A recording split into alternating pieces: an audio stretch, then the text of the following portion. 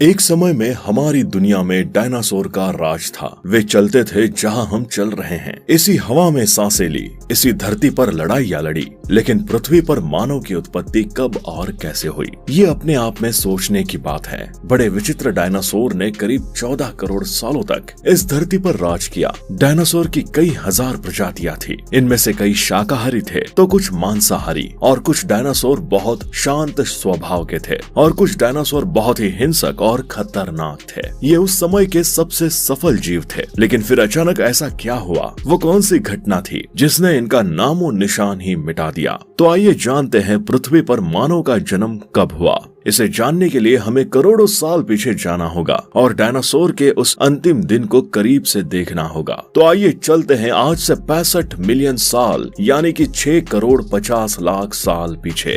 आज से लगभग 6.5 करोड़ साल पहले धरती पर मौसम सामान्य था। चारों ओर सूरज की रोशनी बिखरी हुई थी, लंबे लंबे पेड़ों से टकराती समुद्र की ठंडी हवाएं और चारों तरफ डायनासोर के चिल्लाने की आवाजें। जब ये सारी डायनासोर प्रजाति आराम से धरती पर अपना जीवन बिता रहे थे, तब 10 करोड़ साल पहले ही इनकी किस्मत लिखी जा चुकी थी। 10 करोड़ साल पहले एक छोटा एस्टेरॉयड का टुकड़ा जो अंतरिक्ष से आ रहा था, वो पृथ्वी से लगभग 20 करोड़ मील दूर मंगल और बृहस्पति के बीच क्षुद्र बेल्ट में घूम रहे एक बड़े एस्टेरॉयड से जा टकराता है। इस टकराव से उस बड़े एस्टेरॉयड की दिशा बदल जाती है और वो क्षुद्र ग्रह बेल्ट से निकलकर सीधे पृथ्वी की ओर 22,000 मील प्रति घंटे की रफ्तार से बढ़ने लगता है। 40 किलोमीटर के व्यास वाला ये ट्रिलियन मैट्रिक टन का ये एस्टेरॉयड प्रत्येक सेकंड के साथ साथ पृथ्वी के तरफ बढ़ता जा रहा था। ये एस्टेरॉयड जब पृथ्वी के वातावरण के संपर्क में आया तो इसकी रफ्तार एकाएक 70,000 किलोमीटर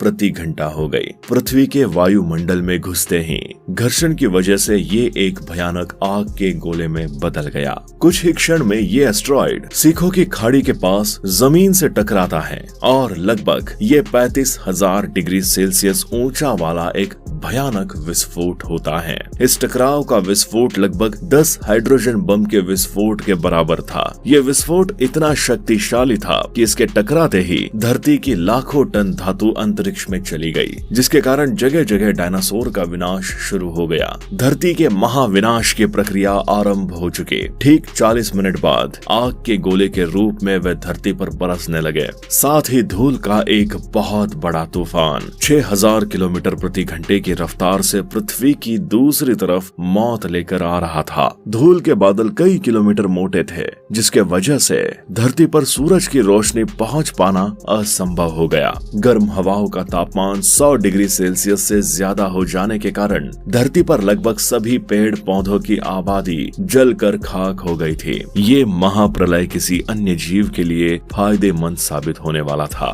धरती पर डायनासोर का अंत एक छोटी प्रजाति के लिए एक सुनहरा अवसर लेकर आया, और वो प्रजाति थी मैमल्स की। मैमल्स क्या थे और ये कैसे बच गए महाप्रलय से? आज से करीब 40 लाख साल पहले अफ्रीका के पूर्वी इलाके में एक नए पर्वत श्रृंखला का निर्माण हुआ, ईस्ट अफ्रीकन रिफ्ट वैली का। ये पर्वत यहाँ आने वाले मौसमी हवाओं के लिए एक अवरोध बन गई थी, और इस वजह से यहाँ के जंगलों में बारिश आनी बंद हो गई। यही इसी जंगल में रहते थे। ये पेड़ के ऊपर रहते थे जहाँ उनको खाने की कोई कमी नहीं थी। इस वजह से ये हमेशा पेड़ों पर ही रहते थे। लेकिन अब यहाँ समय के साथ साथ सूखा पड़ने लगा। बिना बारिश के जंगल पूरी तरह साफ हो गए। एप्स के लिए खाने की समस्या उत्पन्न हो गई। खाने की तलाश में इन्होंने पेड़ों से उतरने का निर्णय लिया, जो थे एड्रिपिथेकस रेमिड्यूस। ये हमारे पूर्वज थे जिन्होंने बहुत बड़ा निर्णय लिया था। इनका दिमाग एक संतरे जितना बड़ा था और आकार में 4 फीट लंबे होते थे।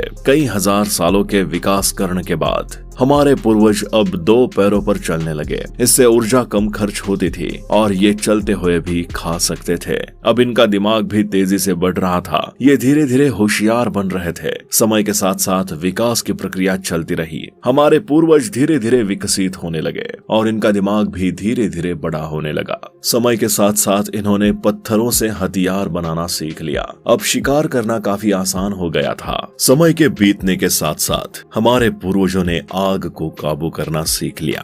आग की खोज हमारे पूर्वजों के लिए सबसे बड़ी खोज थी। ये उन्हें गर्मी, रोशनी और अंधेरे में सुरक्षा देती थी और उसी वजह से अब परिवार भी बनने लगा। हमारे पूर्वज अब साथ साथ रहने लगे। आग में पका मांस चबाने में कम ऊर्जा खत्म होती थी और इसी वजह से ये ऊर्जा अब उनके दिमाग में खर्च होने लगी। हमारे पूर्वजों का दिमाग अब काफी बड़ा हो चुका था। बात अगर इंसानों की उत्पत्ति की आती है तो वैज्ञानिकों का नजरिया हल्का बदल जाता है। हालांकि अलग अलग वैज्ञानिकों ने इन मामले में अपने अनेक तर्कों को सामने रखा है। अब इसमें कौन सा तर्क ज्यादा सही और सटीक है, इसका चुनाव कर पाना अब भी संभव नहीं हो पाया है। इंसानों की उत्पत्ति के संदर्भ में कई एक वैज्ञानिक ये भी मानते हैं कि जीवन की शुरुआत समुद्री जीवों से हुई और यदि समुद्र से जीवन की शुरुआत हुई तो ये भी निश्चित है कि मनुष्य भी समुद्री जीव ही था और विश्व के सभी बड़े वैज्ञानिकों का समूह तर्क भी यही है। आज से 2 लाख वर्ष पूर्व आधुनिक मानव यानी होमो सेपियंस अफ्रीका से आया और पृथ्वी पर मौजूद पूरी मानव जाति के पूर्वज भी यहीं से आए हैं। अफ्रीका से पूर्व का मानव आधुनिक मानव नहीं माना जाता था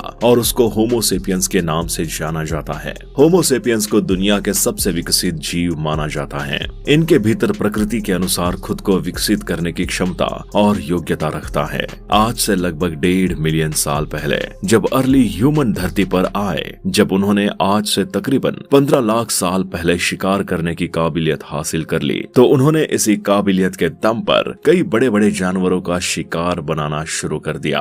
हमारे पूर्वजों के ऐसा करने के पीछे मुख्यतः 2 कारण हैं। पहला तो ये कि उनके पास ऐसी तकनीक के और ऐसे हथियार हुआ करते थे जिसकी मदद से वो बड़े बड़े जानवरों का भी बड़ी आसानी से शिकार कर लिया करते थे। इसके अलावा बार बार किसी एक जानवर का या फिर किसी छोटे जानवर का शिकार करने से अच्छा था कि हमारे पूर्वज एक बार किसी बड़े जीव की हत्या कर ले। इससे न सिर्फ हमारे पूर्वजों की एनर्जी बची बल्कि उन्हें अपने जीवन की बाकी क्रियाओं के लिए भी समय मिल गया है। अब इंसानों की उत्पत्ति के पहले क्या सिनेरियो था कि जितने भी जीव उस समय एग्जिस्ट करते थे वो एक नियमित मात्रा में ही रिप्रोडक्शन की प्रक्रिया को अंजाम दिया करते थे। धीरे धीरे इंसान हर बड़े जीव का शिकार करने लगा और अपने परिवार के पेट का पालन पोषण करने लगा। लेकिन एक समय ऐसा आया जब आज के समय से कई गुना बड़े जीव 150 मिलियन साल पहले खत्म होने लगे। आग और पत्थर से बने हथियारों की मदद से हमने खाने को पकाना और उसकी वैरायटी तैयार करना शुरू किया। आग ने एक तरह से बाहरी पेट का काम किया जो खाने को पकाकर पचाने के लिए तैयार करने का काम कर देती।